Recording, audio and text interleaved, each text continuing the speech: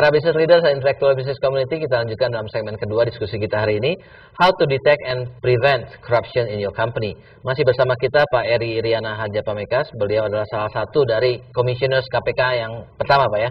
Sudah saya perbaiki sekarang, Pak. Nah, tadi kita masih bicara tentang korupsi di dalam swasta, Pak ya.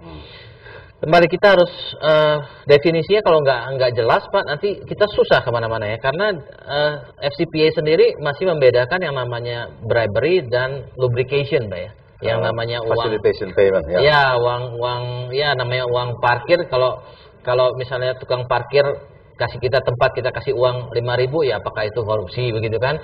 Apakah sampai itu pun mau diprosecute kan? Nanti penjara nggak muat lah gitu.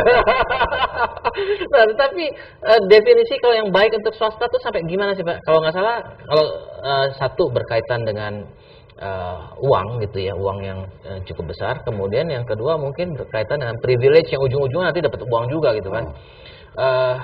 Kalau menurut Bapak baiknya dibatasin sampai gimana, Pak? Saya kira pembatasannya universal dan standar saja, sama dengan BUMN, perusahaan swasta, multinasional maupun domestik.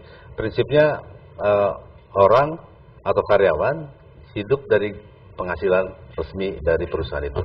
Satu. Yang kedua, ya oleh karena itu maka penghasilannya harus masuk akal, karena dia akan akan berkompetisi dengan perusahaan lain. Ya. Jadi soal ini memang soal yang sangat mendasar. Biasanya kemudian orang saling menulari. Banyak orang swasta yang sebetulnya tertulari oleh pegawai negeri. Atau saling menularkan. Atau saling menularkan. Saling menularkan atau saling menggoda. Ya, saling menggoda. It takes two to tango. Betul. Tidak mungkin ada supply kalau tidak ada demand. Betul. Sebaliknya, tidak ada demand kalau tidak ada orang yang mengiming-imingi. Apa yang saya lakukan, pengalaman saya adalah satu, memperbaiki sistem manajemen sumber daya manusia, strategic human resources management system, kemudian pengembangan budaya baru, kebiasaan-kebiasaan baru, dan yang sangat spesifik saya lakukan waktu itu, mungkin ini juga bisa dilakukan dan sekarang sedang dilakukan. Kemarin ada doktor baru yang membahas soal ini, yaitu whistleblower. Kebetulan saya hadir pada waktu itu dan saya punya pengalaman. Jadi saya waktu itu mencoba memotivasi mereka untuk dua hal. Satu, inovasi. Kedua, whistleblowing. Jadi mengencourage, memberanikan mereka, menumbuhkan keberanian mereka untuk melaporkan apa saja yang dianggap sebagai tindakan merugikan perusahaan, baik oleh sejawatnya, anak buahnya, atau even bahkan atasannya. Nah, itu saya tuangkan dalam satu SK. Dua-duanya saya tawari dengan hadiah yang cukup besar. Inovasi tentu sama pentingnya dengan whistleblowing. Saya kalau nggak salah saya kasih hadiah 5 juta tawaran. Waktu itu tahun 90-an ya. Kemudian samping penghargaan. Nah, khusus untuk whistleblowing, saya tawarkan bukan hanya hadiah tapi juga jaminan kerahasiaan. Iya. Tergantung dia mau perlindungan saksi. Apakah dia mau dipublikasikan, kemudian diupacarakan, dikasih penghargaan, atau mau diam-diam saja. Dari percobaan eksperimen itu, saya melihat lebih banyak orang bekerja keras mencari inovasi dibandingkan ini. Kira-kira 3:1. Selama saya di sana itu cuma satu saya dapat mengenai penyelewengan, dan itu pun sampai di proses ke pengadilan. Nah, sementara inovasi, itu orang-orang kecil yang kita anggap bukan siapa-siapa, ternyata lebih berpengalaman dan lebih mampu, lebih kreatif, ya. Menuangkan kreasinya secara konkret. Gitu. Ini sistem aliran oli dengan menggunakan pipa ini, yang insinyur lulusan ITB bahkan nggak kepikir, karena dia udah tanggung mikirnya lebih besar gitu ya. Pak, balik ke kira-kira seperti itu. Balik ke definisi, saya kembali ke sana karena kita harus lihat variasi dari swasta ini akan lebih kompleks ya, karena kalau kita lihat di iklannya KPK tuh ya, gratifikasi ya, menerima traveling ataupun apa, itu kan itu termasuk ke dalam korupsi gitu kan. Nah, di dalam perusahaan kan entertainment itu biasa, Pak ya, dan boleh dibilang banyak perusahaan itu menghalalkan to entertain ya. Masa makan malam bersama aja korupsi gitu kan, Pak, ya kan. Nah, sampai di mana ini, Pak, yang kita harus batasi gitu, Pak? Ya, saya pikir sampai batasan wajar di mana entertainment itu didefinisikan dan disepakati bersama. Oke. Sepanjang itu hanya makan malam, makan siang, makan pagi, atau mengundang dia olahraga, bisa golf, bisa macam-macam. Tapi gratifikasi memang definisinya adalah sampai dengan kenyamanan. Coba. Iya.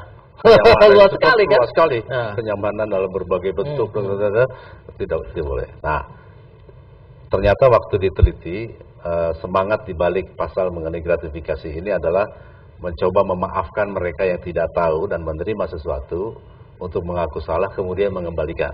Dengan melaporkan, mengembalikan dengan batas waktu 30 hari. Nah, saya pikir semangatnya aja kita ambil. Ya. Di perusahaan manapun, di organisasi manapun, pengalaman saya, itu memang berlaku hal yang sama. Kalau Anda menerima gift lebih dari sekian, tapi ada batasnya. Ya, World Bank, ADB, perusahaan-perusahaan multinasional semua begitu, $25 atau berapa. Lebih dari itu Anda harus lapor. Lapor itu bisa lapor Anda menganggap ini sebagai milik perusahaan, bisa juga Anda mengganti. Karena misalnya Anda ngasih pulpen sama saya, pulpennya saya suka sekali. Saya cari harganya berapa, saya setorkan ke perusahaan. Repot tuh ya? Jadi pulpennya sendiri. Jadi kalau makan malam lebih dari 250.000 kita harus lapor juga. Gift, Pak. Dia dibatasi gift. Pada pisau pulpen bisa apa. Kecuali gimmick, marketing gimmick yang memang misalnya seperti ini, ada mereknya nih. Sky Business Center misalnya. Nah, ini kan Anda memberikan kepada saya atau kepada SBY nggak ada masalah. Nggak harus lapor. Kenapa? Karena ada transparansi. Jadi konflik of interest berakhir ketika transparansi hadir. Kira-kira konon katanya kalau gampangnya kalau hal tersebut itu diumumkan di dalam koran kita, misalnya di dalam koran surat kabar sehari-hari, apa yang kita terima gitu dan apa yang kita lakukan diumumkan di koran dan kita tidak merasa malu, ya udah itu berarti benar itu ya. Nah, tapi masalahnya orang sini suka nggak malu.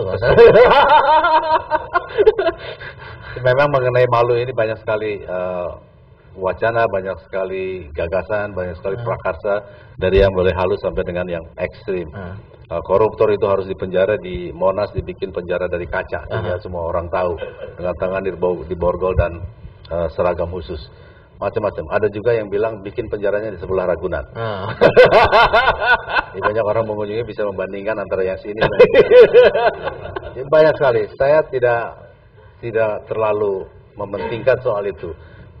Dimanapun, Hong Kong, Singapura, Malaysia, untuk menyebut yang kira-kira dekat dengan budaya kita, itu semuanya dilakukan atas dasar satu konsistensi dan sustainability of the commitment. Jadi kita semua ya, termasuk dan terutama pimpinan tertinggi. Kedua, termasuk di perusahaan Pak ya, pemimpin tertinggi. Betul, harus pimpinan tertinggi perusahaan. Yang kedua adalah perbaikan sistem, reformasi birokrasi dan sebagainya, sistem pengawasan diperbaiki dan seterusnya. Yang ketiga, konsistensi dalam pengertian ketangguhan, ketidakputusasaan terus. Karena apa? Karena ini perjalanan panjang. Kita belajar dari Singapura. Coba Anda bayangkan, Singapura itu tidak akan pernah bersih kalau tidak ada Lee Kuan Yew. Dan tidak dimulai dengan dia turun sendiri. Dan itu bukan hanya uang, bukan hanya korupsi, bukan hanya manipulasi, tapi dimulai dengan disiplin lalu lintas. Saya pernah kesana tahun 70-an sebagai mahasiswa, menyeberang tidak di zebra cross, disemprit oleh National Service. Jadi mahasiswa yang jadi tentara itu ditugasi. Masuk whistle blowing gitu ya. Ini semprit, dia suruh balik lagi, seberang ya benar. Ini kan soal yang paling mendasar, tapi diperhatikan. Kemudian sampah, buang sampah bukan hanya puntung rokok sampah, tapi bahkan dia sampai menyebutkan apa namanya, pembuang ludah. Bukan, ya itu sama permen karet. Kan kita nggak pernah berpikir atau meluangkan waktu untuk berpikir serinci itu. Itu teknis lah. Kita ngomong strategi ke depan. Padahal yang teknis ini menentukan strategi ke depan. Kita terlalu banyak ngomong ke depan, lebar, panjang, tapi lupa yang kecil-kecil. Betul. 40 tahun dan konsisten. Lee Kuan Yew dengan kemeja putih, tangan pendek, dan dia turun. Dan dia memberikan keteladanan. Saya kira ini kuncinya. Lee Kuan Yew nggak pernah ngomong pencitraan. Ini nyindir apa Pak? Bukan. Enggak.